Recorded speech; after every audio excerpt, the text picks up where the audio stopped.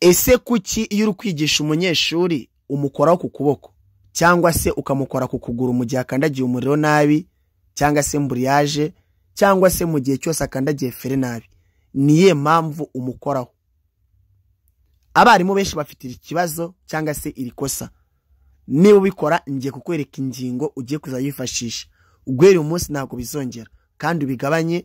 Ntago ari byiza, bigabanya indangagaciro z'umwarimu cyangwa se z'ubushobozi bwawe n'uzi neza ko ukora akazi kinyamwuga cyari ko kazi kazagutunga.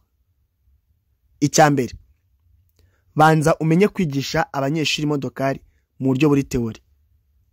Umwigisha umunsi wa mbere n'uwa kabiri yewe n'uwa gatatu n'uwa kane n'uwa gatanu ubanze umwigishe teori.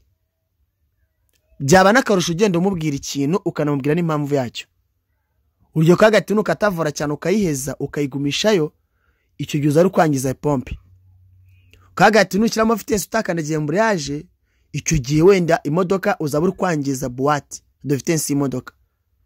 Ibyo byose ukayimubwira. Nufata feri itunguranye buzabura kwangiza amapine y'imodoka ndetse unatera impanuka kuba guturuka inyuma. Cyangwa se abafande utwaye mu modokari imitwe yabigongeshe kuri parafu. Izo ni inama utangira guha umunyeshuri mu magambo utirinze kumukoraho.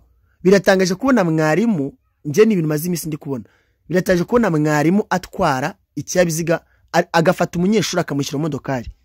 Bwa mbere nibamara n'iminota irenze 3 bati twagiye. Amweretse pedale 3, amweretse n'iziwe, amweretse na volante twagiye. Tari bese bagenda. Guys, niba uri n'umukoresha cyangwa se uri umubosi y'imodoka zigishizweho gutwara, ukaba ufite umwarimu uri kwigisha imodoka atabanje gutanga teori, akazi watanze imodoka zizashira zirangire. Uzabura abakiriya ubure n'imodokari. Igisha abanyeshuri teori neza, bamenye ibibi by'imodoka, bamenye n'ibyiza byayo. Ibi bizanatuma n'umunyeshuri atindana nawe n'ikigo cyawe, kubera yuko abarimu b'ikigo cyawe badafite akantu ko gukorakora umunyeshuri. Ntago abantu bose akunda abantu bakoraho. Mubwiza amagambo menshi kuruta kumukoraho no kumubwira nabi. Umusobanurira ibintu uko bigomba kugenda nuko bigomba kumera. Nushaka ufata umwanya umushyire mu ishuri, mujye mu ishuri kukibaho umwandikire ibintu byose ku murongo.